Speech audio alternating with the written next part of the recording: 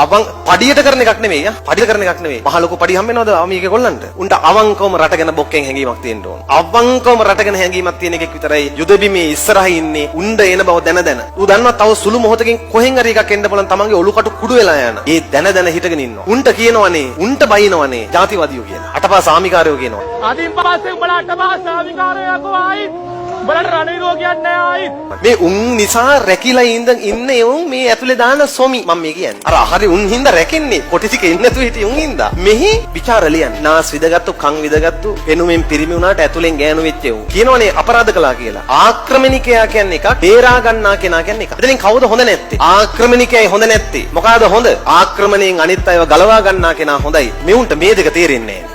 ආක්‍රමණිකයයි ගලවා ගන්නයි කියන එකේ වෙනස තේරෙන්නේ නැහැ. දැන් අපේ ආමියක කොහේ හරි ආක්‍රමණය කරන්න ගියාද? නෑ. අර චූටි කොටු පෙටව අනම්මනම් හුට පෙටව හිටපෙවුන් ආක්‍රමණය කරන්න ආපු බිම අපේ උන් හිම් බේරගත්තා. ආක්‍රමණිකයා එන්නේ වෛරයෙන්. බේරගන්න කෙනා එන්නේ අන්න අය ගැන මෙත් සිතින්. හැබැයි දෙන්නටම ගන්න වෙන්නේ ආයුධ. දැන් උන් එහෙන් වෙඩි තියද්දි අපේ උන් සාස්පාන් අරගෙන ගිහිල්ලා හරියනවා. දෙකම එකට තියෙන්නේ බැයි. දෙන්නම එකම ආයුධය ගත්තට චේතනා දෙකක්.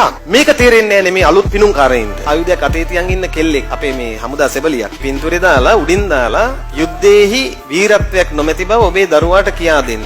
යුද්ධේහි වීරත්වයක් නැති වෙන්න පුළුවන්. හැබැයි ආක්‍රමණිකයාගෙන් අනිත් අය ගලවා ගන්නා අයට අපි කියනවා විරුව. වැඩේ තියෙන්නේ දැන් මහ විරුව කියලා සමලන්නේ මොකද? මහ විරුව සමරුම කියලා සමරන්නේ කාවද? බේරගත් අයවද ආක්‍රමණිකයෝද? වයර් මාරු වෙලා තියෙන්නේ. එනිසා අපිට යන්තම් මේ රටට මොලේ පෑදේවා අනාගතේ අපේ විරුව සමරන්න. විරුවා කියන්නේ බේරගත්ත කෙනාට. අනිත් එකාට කියන්නේ මරුවා කියලා. රටට ආදරය කරන එක තමයි කවදා හරි ඒ රටේ මිනිස්සුන්ට ආදරය කරන්නේ.